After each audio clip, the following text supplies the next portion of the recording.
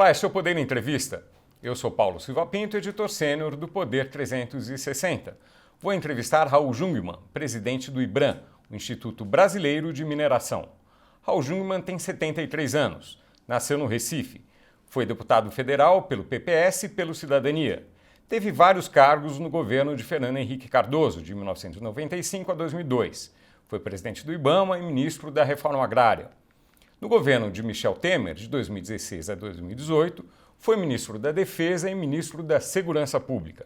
Raul Jungmann, muito obrigado por ter aceitado o convite para essa entrevista. É um prazer, eu diria, estar aqui conversando com você, Paulo. Então eu agradeço esse convite que nos honra bastante. Agradeço também a todos os web espectadores que assistem a este programa. Esta entrevista está sendo gravada no estúdio do Poder 360 em Brasília, em 11 de junho de 2025. Raul Jungmann, eu começo essa entrevista perguntando: o Brasil tem a quinta ou sexta maior indústria mineradora do mundo, dependendo do ranking a que se atenha. A mineração poderia ser mais intensa no Brasil? Sem a menor sombra de dúvida. Aliás, Paulo, ela precisa ser mais intensa, porque a questão dos minerais, particularmente dos chamados minerais críticos estratégicos, eles foram alçados ao topo da geopolítica mundial. É uma preocupação hoje da Europa, dos Estados Unidos, da China e, evidentemente, tem que ser também uma preocupação nossa. Mas a gente precisa de ter um rumo. É preciso que a mineração no Brasil tenha um rumo, ou seja, tenha uma política nacional que o Ministério de Minas e Energia está prometendo para o próximo semestre. Aliás, para esse semestre final de ano. Bom, o que falta o que atrapalha para que o Brasil tenha, para que a mineração tenha uma participação maior na economia brasileira? Vamos lá. Em primeiro lugar, falta crédito, falta fomento. Mas antes eu devo dizer o seguinte: o que falta mesmo, que eu mais ressinto, é a questão de ter um rumo. No momento em que o mundo inteiro está se preocupando com os minerais, seja por uma questão de segurança alimentar, estou falando de potássio, estou falando de fosfato, seja por conta da emergência climática, ou seja, você precisa de metais minerais que deem conta da necessidade das baterias, por exemplo, para automóveis, os aerogeradores, a placa voltaica e assim por diante. No momento em que o mundo tem a questão da inovação e da tecnologia como uma preocupação central, inclusive de segurança das nações, né, nós precisamos de ter aqui a questão do fomento, do crédito, né, a questão do rumo, que eu já me referi, a questão do licenciamento ambiental, que precisa ser mais ágil, né, e a questão também que é extremamente importante para nós, que é a questão de você ter uma análise clara se nós temos competitividade em um determinado mineral, em termos, digamos, do mineral commodity ou bruto, ou se a gente tem condições de competir internacionalmente, refinando, processando esses minerais, como a China faz com excelência e por isso domina vários mercados. Esse rumo a que o senhor se refere deveria ser dado por quem? Pelo governo? Pelo Congresso? Tem que ser dado, uma tarefa do Executivo, tá certo? Nós temos uma política nacional de minerais que foi do governo Dilma, tá certo? Que era de 2010 a 2030, que ela está a essa altura defasada, precisa ser atualizada. E nós temos a emergência do que hoje é uma febre, uma preocupação global, que é o chamado minerais críticos estratégicos, que eu já falei aqui. E aí eu queria dizer uma coisa. Eu estou há 3 anos no IBRAM e, de uma forma assim crescente, que foi se acelerando, esse tema minerais críticos estratégicos, que para a maioria das pessoas não quer dizer muita coisa, eu sei, é um tema algo distante, mas ele passou a ser uma febre mundial. Veja que o Trump, por exemplo, quer anexar a Groenlândia por causa dos seus minerais, quer fazer o Canadá o 51º estado dos Estados Unidos, conta de minerais. Fez um acordo com a Ucrânia para que ela pagasse toda a contribuição que os Estados Unidos deu em termos de armamentos e etc., em termos de minerais. Mas o que é isso? Por que, como é que surgiu isso? E só recentemente foi que eu tive realmente um insight, na verdade, uma informação que responde por isso. Tudo isso começa, Paulo, na Covid, na pandemia da Covid. Por quê? Porque quando acontece a pandemia da Covid, os países começam a perceber que certas, vamos dizer assim, produção de equipamentos, circuitos de valor, estava em outros países e que muitas vezes não era o país, vamos dizer assim, mais amigável para aquele país que precisava, por exemplo, de máscaras, que precisava de respiradores. Estamos falando aqui especificamente do caso da China. Então esses países começaram a dizer, puxa, mas essa questão da globalização, o chamado outsourcing, quer dizer, produzir em qualquer lugar do mundo, desde que seja mais barato, não é bem assim. Quer dizer, tem certas cadeias de valor, né, que a gente precisa ter ela no âmbito nacional. E aí eles se dão conta exatamente dos chamados minerais, porque o mineral tem num determinado país e no outro não tem. Só que aquele outro que não tem precisa dramaticamente, né, seja para a ciência, seja para a tecnologia, seja para a defesa, seja para a transição para a economia de baixo carbono. Então isso gerou uma procura imensa. E o Brasil tem uma enorme potencialidade, mas essa potencialidade precisa se transformar em efetividade. Essa é a nossa distância, que eu diria que nós precisamos percorrer. Quando o senhor fala na necessidade de rumo para o setor, seria possível citar algumas regras, alguns mecanismos que seriam necessários? Vamos lá. Eu preciso, por exemplo, as pessoas dizem, bom, por que é que a gente exporta ferro e por que é que a gente não exporta aço, que é evidentemente você agregar valor ao ferro. Acontece que a China hoje produz alguma coisa como 1 bilhão de toneladas de aço, ou seja, na área siderúrgica, por assim dizer. Se nós resolvermos, né, competir com a China, nós estamos perdidos, porque não vamos ganhar uma. Só para lhe dar uma ideia, no caso das terras raras, que são 17 minerais, que são fundamentais para a tecnologia, para os ímãs permanentes e outras coisas mais, foi o que a China fez. No passado, a China, que tem a maior reserva de terras raras do mundo, né, foi o que ela fez. Ela jogou o preço lá para baixo e praticamente quebrou, no mundo inteiro, quem era competidor da China, né? Depois disso, ela desenvolveu, como nenhum outro país do mundo, o processamento e o refinamento de terras raras. Ela hoje tem um controle de 95% a 98%. Então, é preciso você conhecer exatamente onde estão os mercados e aonde você tem chances de competir, seja com o produto in natura, digamos assim, e outros que podem ser processados, refinados, industrializados. Isto é dar rumo. Né? Isso é ter uma política nacional voltada para os minerais críticos estratégicos. É isso. E essa definição viria por meio de uma política de crédito, de incentivos fiscais? Política de crédito, uma política de fomento, uma política que regionalize isso, uma política que estabeleça quais são os mercados, uma política que decida aquele tipo de mineral ou aquele tipo de produto mineral que precisa ter um fomento, que precisa efetivamente o apoio do governo e outros que não. Né? E também uma coisa importante, que na verdade eu tinha esquecido, é o seguinte, é que o Brasil só mapeou 27% do seu território nacional. O Serviço Geológico Brasileiro, que tem um maior respeito e que tem uma alta qualidade do pessoal, mas problemas outros de estrutura, de financiamento, de orçamento, ele só mapeou em 50 anos, em meio século, 27% do território nacional. Ou seja, o Brasil não sabe o que é que o Brasil tem. Quando você olha para o Canadá e os Estados Unidos, a média lá sobe para 90, 95. Então esse é um começo de dever de casa que deveria fazer parte dessa política, para você saber o que efetivamente o subsolo do Brasil tem, que nós só sabemos uma pequena parte, ou pelo menos um quarto, por assim dizer, que é 27%. O senhor foi presidente do IBAMA. O órgão deveria ser mais célere na concessão de licenciamento? Não tenho a menor sombra de dúvida disso. A gente sempre faz a seguinte declaração: olha, nós não estamos pedindo relaxamento, afrouxamento de regras, nós estamos pedindo menos rigor e cuidado com o meio ambiente. Não se trata disso. Agora, não dá para você esperar 2, 3, 4, 5, 6, 7 anos por um licenciamento. Quando isso acontece, você destrói o capital. E aí, recentemente, numa conversa com CEOs, quer dizer, presidentes de outras empresas mineradoras, de grandes empresas mineradoras, eles começaram a dizer, olha, os investimentos estão indo para a Argentina, investimento, dependendo, né, do mineral, estão indo para o Chile, dependendo, estão indo, sei lá, para a Austrália, para onde for, e não estão vindo para o Brasil. Por quê?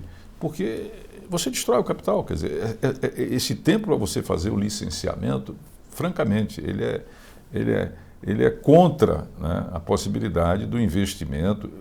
E uma coisa também, é que uma indústria mineradora de escala, uma indústria mineradora grande, parruda, grande, ela vai levar de ponta a ponta, quer dizer, de você começar com uma pesquisa, você produzir, ela pode levar 8, 10, 12 anos. Mas isso não é só aqui, isso é no mundo inteiro. Depois do licenciamento, né? Depois do licenciamento, para você ter uma ideia. E aí, efetivamente, que os prazos ficam longos demais e você simplesmente tem a perda de capital que nós poderíamos estar aplicando aqui. Não tenha dúvida, Paulo, a mineração é um passaporte para o futuro. Agora, cuidado para não comprar ou não pegar o passaporte errado. Eu estou falando do futuro, porque você pode pegar do passado e fazer o Brasil voltar a ser colônia, ou seja, simplesmente um exportador de matérias-primas. Não é isso. É você ter, aonde você sabe que você é competitivo, exatamente agregando valor, seja processando, industrializando, e aonde você tem, de fato, condições de competir enquanto matéria bruta. Mas isso vale para qualquer país que trabalhe com esses dois eixos, por assim dizer. Isso é uma política nacional de minerais críticos. Ainda sobre licenciamento ambiental, conhecendo a máquina do IBAMA, o que emperra a maior celeridade? É capacidade técnica ou são decisões de outro nível? O que é? Eu acho que o que impera, em primeiro lugar, é uma visão muito burocrática, tá certo? Uma visão muito formal dos processos. Em segundo lugar, é a disponibilidade de pessoal. Disponibilidade de pessoal, ela realmente é uma carência que você tem lá dentro. E, em terceiro lugar, eu acredito que um processo de atualização, né, que inclui a digitalização dos processos, os processos conversarem entre si e a utilização do que hoje é algo que em todos os campos está sendo utilizado, da inteligência, por exemplo, artificial. Então eu diria que essa tríade, né, por assim dizer, ela é fundamental para o ajornamento. Mas nesse sentido, a Conferência Nacional de Indústria está fazendo um belo trabalho com o IBAMA, exatamente de procurar, com parceria, tá certo? Desenvolver esse aspecto, pelo menos, se não um aspecto de pessoal, porque isso compete efetivamente ao governo, mas os outros aspectos que eu aqui citei. É fundamental que a gente tenha uma melhor agilidade, porém e sempre, sem abrir mão do rigor e dos cuidados com o meio ambiente. Essas dificuldades que o senhor mencionou, elas são só de hoje ou já era assim no passado também? Como é que Infelizmente, isso a gente vem observando há bastante tempo, tá certo? Há bastante tempo. Eu, quando eu era presidente do IBAMA, né, as pessoas não se dão conta que o nome realmente do órgão é Instituto Brasileiro do Meio Ambiente e Recursos Naturais Renováveis, ou seja, é tudo. Então, por exemplo, eu poderia começar o dia discutindo áreas de preservação. Em seguida, eu ia discutir, por exemplo, a preservação, vamos supor, do mico-leão-dourado. Em terceiro lugar, eu ia discutir a questão de redes de arrasto, que muitas vezes prendem tartarugas. Depois eu ia discutir o problema dos pneus, tá certo? O que é que você faz com os pneus que a gente deixa para. Depois eu ia discutir a questão da poluição atmosférica, do ar. Então ele cuida de tudo. Em outros países isso está segmentado, tá certo? Está segmentado. E aqui já houve uma segmentação primeira, mas que poderia ser seguida, que foi a criação do Instituto Chico Mendes, tá certo? Que cuida exatamente das áreas, né, digamos assim, de preservação. Que era junto com o IBAMA antes, né? Exatamente, que era do IBAMA. Então, na verdade, esse é um outro problema, tá certo? E tem um problema mais, aí é mais para quem conhece a história do órgão, é que o IBAMA veio da onde, por assim dizer? O IBAMA veio da SUDEB, que cuidava exatamente do látex, veio do IBDF, tá certo? Veio da pesca, tá certo? Por assim dizer, e veio da Secretaria de Meio Ambiente, criada no governo, ainda no governo Figueiredo. E foi tudo unificado, foi o Fernandinho Mesquita, que acho que foi o primeiro deles, de certa forma, né, que cuidou disso no governo Sarney. Então são culturas diferentes, são visões diferentes, tá certo? E que é difícil você articular, porque as pessoas sempre ficam pensando que antigamente era melhor. Não sei se era melhor ou não, mas efetivamente não há futuro, né, para você voltar no passado. Então essa é uma das questões que também, no meu tempo pelo menos, não sei como é que é hoje com o Agostinho, né, como é que lida-se com isso, mas é um fato. Culturas diferentes emperra, às vezes dificulta você botar para trabalhar junto. Mineração em terras indígenas da União deveria ser autorizada? Eu vou lhe contar aqui um caso. Eu, o ano passado, tive uma audiência com a ministra Marina Silva, que eu respeito muito, foi nossa colega no parlamento e, enfim, tem toda uma admiração e respeito por ela. Quando eu limpei a pauta do setor, eu saí ticando a pauta do setor todo, eu cheguei para ela e disse, ministra, agora vai falar o cidadão, não é o presidente do IBRAM. Eu falei para ela regularmente, tá certo? A questão de mineração em terra indígena, que está prevista na Constituição, é uma previsão, comando constitucional. Por quê? Porque, por pouco, eu estou me referindo ao PL 191, durante o governo anterior, quer dizer, o governo Bolsonaro, que era um mau projeto, inclusive nós nos posicionamos contrariamente a ele, tá certo? Por quê? Porque ele permitia, tinha brechas para o chamado garimpo ilegal, né? aquele que joga mercúrio no rio, aquele que prostitui as crianças, os jovens, né? Aquele que ajuda a derrubar e ele próprio derruba a floresta e tal, etc, etc. Muito bem. Então, aquilo quase aconteceu. Então, por que não aproveita que a senhora está aqui, a senhora tem a efetiva liderança e regulamenta isso, tá certo? Porque um dia vai ter que ser regulamentado. Ou você vai fazer por bem, ou você vai fazer efetivamente com dor. Então, é melhor fazer por bem e fazer o melhor possível, porque essa é uma previsão. E eu disse para ela o seguinte: agora, a senhora pode permanecer 4 ou 8 anos nessa cadeira. O IBRAM não vai trazer essa agenda aqui, porque essa não é uma agenda prioritária para nós. Não é uma agenda, nós temos N outras coisas para cuidar. E por fim falei o seguinte, e eu queria chamar muita atenção, tá certo? Sua e dos nossos teleouvintes, para o seguinte: hoje eu fui ministro da Segurança. Hoje o ilícito está em larga escala na Amazônia. Quer dizer, o que é que nós preferimos? Nós preferimos atividades legais, que têm os seus impactos e têm que ser reguladas e monitoradas, tudo bem, qualquer atividade humana tem um impacto, não resta dúvida. O problema é como você minimiza e como você mitiga isso tudo. Ou você prefere o crime organizado? Quer dizer, essa é o digamos assim, o trade-off, né? Eu prefiro as atividades legais. Porque hoje, infelizmente, na Amazônia, a penetração do crime organizado, das facções criminosas, ela está realmente de uma maneira muito profunda no tecido social, econômico e político da Amazônia. E, evidentemente, uma das formas de combater isso é que você desenvolva atividades sustentáveis, legais e sustentáveis.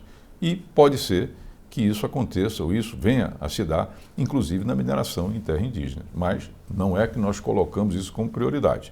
Tá certo? Nós temos outras prioridades.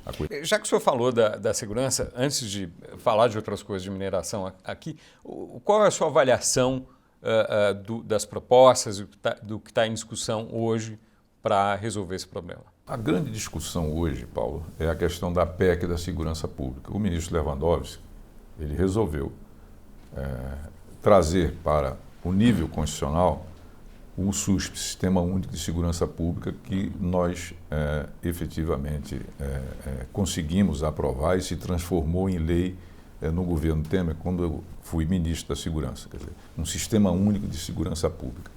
E por que eu defendo essa PEC dele? Por uma razão muito simples, não é?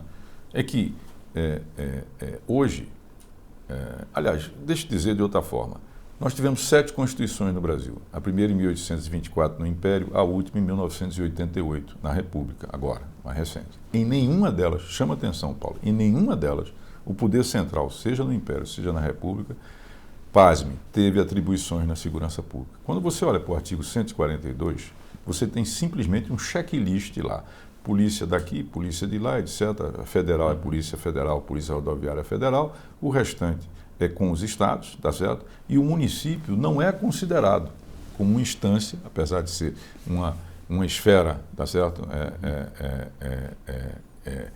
Da federação, mas ele, pela nossa Constituição, mas ele não é considerado. Então, imagine você que você ter 27 políticas que são estaduais, mas você não tem uma política nacional. Por quê? Se você não tem atribuição constitucional, você não tem sistema de segurança pública. Se você não tem sistema, você não tem política de segurança pública. Agora, o PCC está em 23 países, segundo dados do GAECO de São Paulo, que é do Ministério Público de São Paulo. Como é que a Polícia Estadual de Pernambuco, de São Paulo, de Goiás, do Amapá, vai combater um PCC em 23 países? Você pode me explicar? Como é que você vai conseguir dar conta disso? Vou dar um outro dado, que é o seguinte: nós temos o orçamento da Seguridade Social, ok? Lá está a saúde, lá está a educação, lá está a previdência, lá está, enfim, todas as áreas sociais, menos uma: segurança pública. Ou seja, a segurança pública não está no orçamento geral da Seguridade Social, segurança pública não está organizada enquanto sistema, ou seja, União, Estados e municípios, o que é que cada um vai fazer, não tem isso, e não tem fontes asseguradas. É a mais frágil, ou o mais frágil comando que você tem. Agora, você está convivendo com um crime que se nacionalizou, que se transnacionalizou. Hoje você tem aproximadamente entre 75 a 80 organizações criminosas, PCC, Comando Vermelho, Amigo dos Amigos, Terceiro Comando do Capital, Família do Norte, por aí afora vai, tá certo? Você tem, e hoje, segundo pesquisa do Datafolha, você tem 23 milhões de brasileiros, portanto 10% dos brasileiros e brasileiras vivendo em comunidades controladas pelo crime organizado. E você quer resolver isso sem coordenação, sem você ter uma inteligência compartilhada, sem você ter operações devidamente divididas e partilhadas, como é que você vai fazer isso, Paulo? Então, por isso é que eu faço a defesa da PEC, tá certo? Evidentemente que há uma resistência dos governadores que temem perder poder, e outra parte é a competição eleitoral, que a gente entende, mas isso é importante para o Brasil. Então, essa PEC aí, ela para mim, a gente fala, mas tem N medidas concretas, mas se você não tem esse quadro, por assim dizer, tá certo? Se você tomou uma medida, vamos imaginar que você tem uma ótima medida hoje, seja de inteligência artificial, como for. O problema é que ele vai ter que ficar num Estado, ou se o outro, você conseguir que o outro Estado, através de um processo negocial, que ele faça.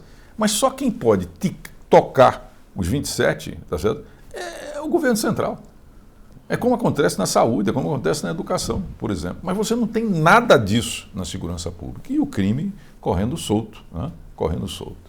A proposta a reivindicação do governo dos Estados Unidos de considerar essas organizações criminosas como organizações terroristas, o que o senhor acha disso? Acho que não ajuda, tá certo? São coisas efetivamente que são disjuntas, tá certo? Uhum.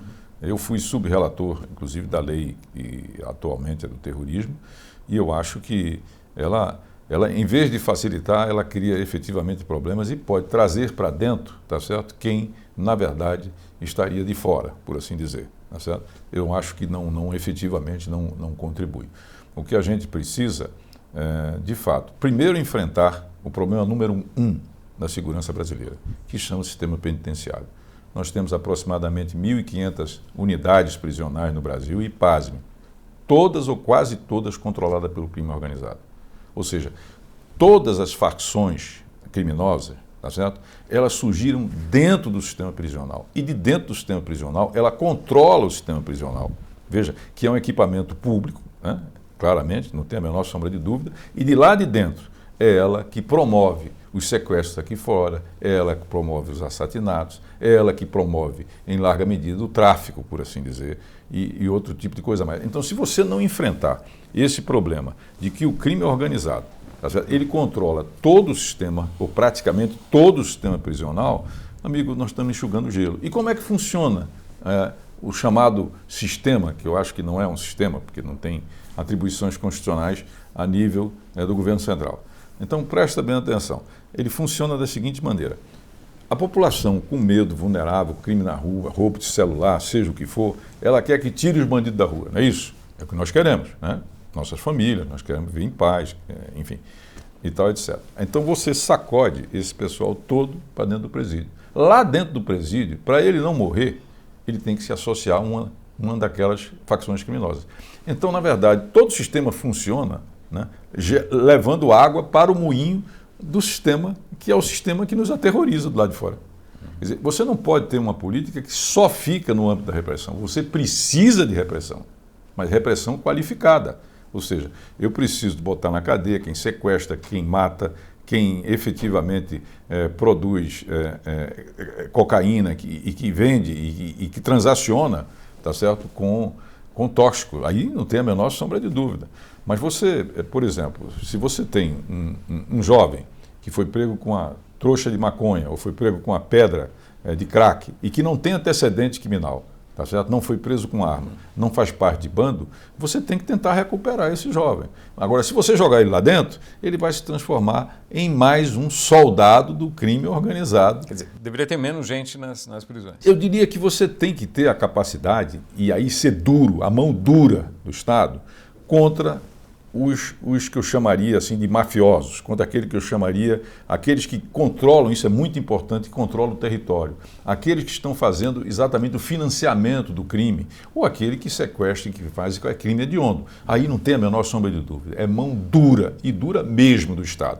Agora, não adianta você pegar esse jovem, tá certo, que está indo no mau caminho, que tem uma família desestruturada, tá certo, que tem uma mãe que cuida do lar e ao mesmo tempo trabalha, e aqueles filhos que ficam lá na comunidade, etc., e você simplesmente botar ele na mão de quem? Na mão do chefe do crime organizado. Quer dizer, e isto é a essência, veja bem, a essência do que nós temos hoje no chamado, né, na segurança pública do Brasil. Quer dizer, você simplesmente tira as pessoas, ninguém quer saber o que acontece lá dentro, ninguém tem nenhuma preocupação. Vou lhe dar uma ideia, 95% dos jovens que estão lá dentro, tá certo? E que a maioria, 55% você pode dizer, são jovens, tá certo? E são de periferia, a maioria comunidade, pretos e pardos e assim por diante. Esse pessoal todo, tá certo? Ele não recebe educação lá dentro, ele não recebe nenhum treinamento ou capacitação em termos de trabalho, em termos laborais. O que você está fazendo? O que você está fazendo? Quer dizer, você simplesmente está ampliando o exército, fazendo crescer o exército do crime organizado, que aplaude e diz, olha, realmente esse é o melhor sistema que a gente pode dispor. Infelizmente é isso que a gente está vivendo. Voltando à mineração, falar sobre o desastre de Mariana de 2015. O IBRAM recorreu ao STF para, enfim, em relação a aquelas ações, enfim, mais de uma ação no Reino Unido que pede reparação para que isso não seja possível dessa maneira.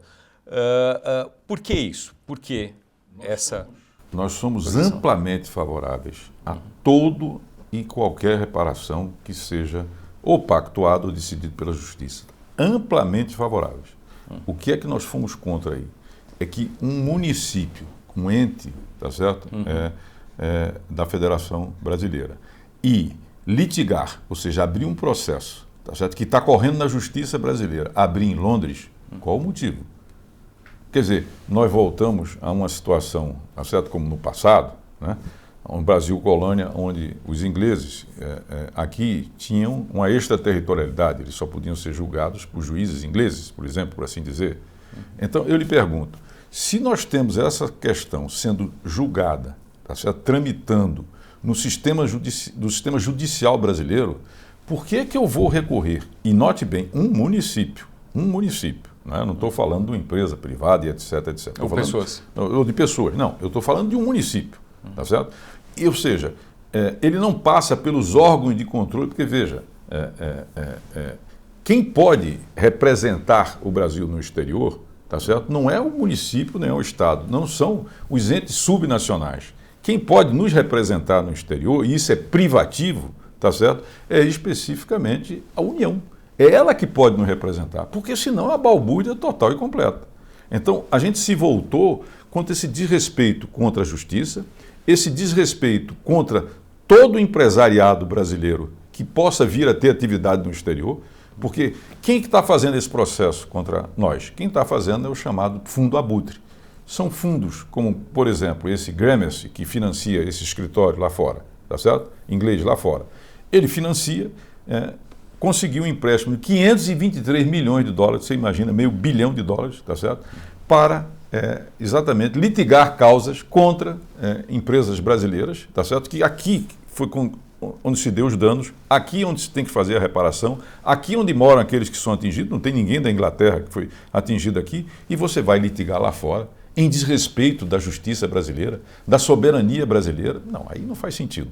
Então o nosso problema não é a reparação, longe disso, nenhum problema, tá certo? Mas é o fato de que, de repente, isso virou um grande negócio, tá certo? Para você ter uma ideia, essa causa é talvez hoje a maior causa do mundo, pelo menos nesse aspecto ambiental. Eles lá ajuizaram a causa de 264 bilhões de reais. O que você acha disso? Tá certo? Além dos 170 bilhões aqui que foram disponibilizados e vão sendo pagos temporalmente, quer dizer, durante um cronograma, você vai fazer algo lá fora que equivale praticamente o valor da própria Vale do Rio Doce, que pode ter, por exemplo, seus navios arrestados, desde que ela, por exemplo, supondo que não vai acontecer, que eles ganhassem a causa. Quer dizer, como é que você pode admitir isso? Tá certo? Daí que o próprio Supremo Tribunal Federal, através de duas liminares do ministro Flávio Dino, né, fica claro, evidentemente, que a justiça brasileira não aceita isso. Sério, quer dizer, eu vou ter agora uma mesma causa, ela vai ter dois julgamentos, ela vai ter duas reparações para uma mesma causa? Como é que é isso? Imagina que você, por exemplo, fura um sinal, comete um delito, por exemplo, de trânsito, fura um sinal, e aí você paga duas multas. Ou se você atrasa, por exemplo, a mensalidade por qualquer problema do seu filho, você vai pagar duas taxas pelo atraso. Como é que é isso? Porque o fato é um fato único, tá certo? E você vai ser 2 vezes sancionado. Quer dizer, na justiça daqui, onde aconteceu o fato, e lá fora, me desculpe, contra isso nós somos contra. Não contra reparação de forma nenhuma, muito pelo contrário. O escritório que representa vítimas no Reino Unido nessa ação, nessas ações, ele argumenta que isso é permitido pela lei do Reino Unido, quer dizer, que as pessoas podem recorrer a eles. O que o senhor responde a isso? O que eu respondo é que a lei do Reino Unido vale para o Reino Unido, a lei do Brasil vale do Brasil, tá certo? Nós poderíamos admitir uma sanção se, por exemplo, isso fosse um órgão, vamos supor, das Nações Unidas, ou Tribunal Penal Internacional, sendo o Brasil signatário dos acordos disso. Aí você fez uma espécie, vamos dizer assim, não vou dizer exceção, mas você admitiu, tá certo? Uma nacionalidade, uma entidade, mas isso a partir de decisão soberana do Brasil, tá certo? Aí tudo bem, mas uma corte inglesa sancionar algo, tá certo? Que aconteceu no Brasil com brasileiros e que está sendo reparado e que foi decidido pelo Supremo Tribunal Federal brasileiro. Ora, isso é um total desrespeito, isso aí não é admissível, aí não dá. E outra coisa, esses escritórios são especializados nisso. E qual é o risco disso acontecer? Como eu disse, você tem uma empresa brasileira que tem uma atividade no exterior, tá certo? E aí, a qualquer momento, isso aliás está acontecendo com várias empresas brasileiras, tá certo? Que por conta desse tipo de fundo abutre com grandes escritórios de advocacia, estão vivendo essa questão lá fora, tá certo? E eu pergunto, e se fosse inversamente? Agora vamos imaginar, tá certo, que você tivesse uma empresa, tá certo, do Reino Unido, por exemplo, né? Empresa do Reino Unido, né? Que tivesse lá acontecido um acidente lá e ela tivesse um escritório aqui, alguma coisa aqui, será que o Reino Unido admitiria que nós aqui processássemos a empresa do que aconteceu no Reino Unido? Admitiria? Não tem a menor hipótese de ser admitido. Não tem a menor hipótese. Não tem como. Né? Porque senão você vai para uma anarquia, uma total balbúrdia. Quer dizer, bom, aí isso quer dizer que por esse fato, então eu tenho um escritório, por exemplo, na Holanda, eu vou ser processado na Holanda. Pelo mesmo fato, eu tenho um escritório na Argentina, eu vou ser processado na Argentina. Eu tenho um escritório, uma representação na Austrália, eu vou ser processado também? É o caos, é a anarquia. Não tem como. Vocês são contrários a que os municípios façam isso e também as pessoas e as empresas? Não, nós estamos contra, basicamente, nós estamos sendo contra, a ação que nós entramos é referência ao município. Só não alcança as pessoas. Não alcança as pessoas. Tá Mas certo? aí, nesse caso, então, elas podem recorrer. É uma questão ainda em aberto, tá certo? Uma questão em aberto. Mas até aqui, a nossa única e exclusiva causa, inclusive tem uma questão gravíssima, é que boa parte desses municípios receberam adiantamento no ano pré-eleitoral. Você imagina o que é isso? Então tem município que colocou, tem município, por exemplo, que recebeu 9 milhões de reais antecipadamente, que chama-se advocacia ativa, é inteiramente proibido pela legislação brasileira, pela OAB, seja o que for. Ou seja, eles anteciparam recursos para que eles entrassem na causa contra as empresas do Brasil. Pra você ter uma ideia, quer dizer, é um total absurdo. Outra coisa, cláusula do contrato em legislação inglesa. Cláusula do contrato, o chamado êxito, a cláusula de êxito, como se diz, né?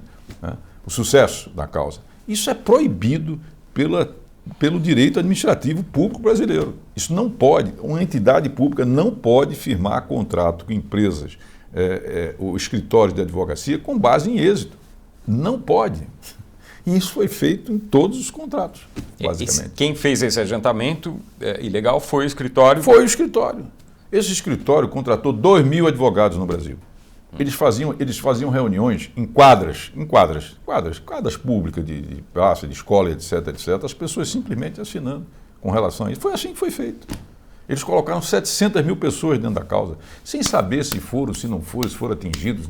Entra aqui que você não precisa pagar nada, tá certo? E em alguns casos, os municípios, inclusive, receberam. O ministro do escritório inglês ou do escritório brasileiro? Não, do escritório ingleses, claramente. O Pogos, o Pogos, exatamente. Tá. E aí, para você ter uma ideia, como é que esse dinheiro entra aqui, Jesus? Porque você sabe que para você, digamos assim, internalizar recursos, tá certo? De fora, você tem que passar pelo Banco Central, você tem que passar pelo controle do país. Como é que fica isso? tá certo? Então, é um conjunto enorme, tá certo, de ilegalidades que estão contidas aí, nós somos contra elas. Aí não tem jeito, inclusive na proteção, tá certo, das empresas brasileiras, respeito à justiça brasileira, que tem mais de 180 anos, respeito à soberania nacional. Quanto à questão de você reparar as pessoas, muito pelo contrário, direito justo, tá certo? Tudo que aconteceu é da maior gravidade, nós sabemos disso, a legislação mudou profundamente de lá para cá e nós temos que cada vez aprimorar mais para dar segurança às pessoas. É a nossa preocupação. Caminhando para o final da nossa entrevista, o senhor podia falar como vai ser o futuro na mineração com a transição para a economia de baixo carbono? Eu diria o seguinte, não existe transição para a economia de baixo carbono, ou seja, não há saída para a emergência que a humanidade vive hoje sem os minerais. Não é pretensão minha, é uma constatação dos próprios técnicos e cientistas. Por quê? Porque, vamos supor que você, a economia baseada na energia fóssil, tá certo? Ela demande, vamos dizer, uma unidade qualquer, 10, tá certo? Ela demanda um equivalente a 10 unidades de minerais. Quando você passa para outra, que é a renovável, a energia com base renovável, aquela necessidade que era 10 sobe para 20, 25, 30. Ou seja, um mundo sem viver emergência, sem viver os eventos chamados extremos, como a gente teve no caso do Rio Grande do Sul, como a gente teve, infelizmente, a seca na Amazônia e afora. Esse mundo, tá certo? Ele precisa de mais e não menos minerais. Isso, inclusive, é o que explica boa parte da corrida e preocupação. Porque, imagina, eu sou um país, por exemplo, Estados Unidos, ele tem uma lista lá de 51 minerais que são considerados estratégicos para o país, tá certo? 16 ele não tem. Pra você ter uma ideia, ele não tem. Então, ele precisa de ter parcerias com os outros países. E, portanto, para encerrar, Paulo, eu quero dizer o seguinte, não há como você transitar da economia, tá certo, que está nos levando à emergência climática e um risco, né, de existência da própria humanidade, porque é disso que está se falando, não tem chance de você passar sem que você aumente a produção dos minerais, sobretudo os minerais críticos estratégicos. Não tem como, tá certo? Não tem como, né? Ou seja, para você fazer bateria, para você fazer aerogerador, para você fazer ciência e tecnologia em vários aspectos, para você fazer, inclusive, defesa nacional e etc., você vai precisar de muito mais do que você teve até aqui. E não tem jeito. Nós não saímos dessa sem o concurso dos minerais críticos estratégicos. Raul Jungmann, muito obrigado por essa entrevista ao Poder 360. Eu só que agradeço bastante a você e fico à disposição para, se acontecer, será muito bem-vindo outra oportunidade. Agradeço também a todos os web espectadores que assistiram este programa. Essa entrevista foi gravada no estúdio do Poder 360 em Brasília, em 11 de junho de 2025. Para ficar sempre bem informado, inscreva-se no canal do Poder 360, ative as notificações e não perca nenhuma informação relevante. Muito obrigado e até a próxima.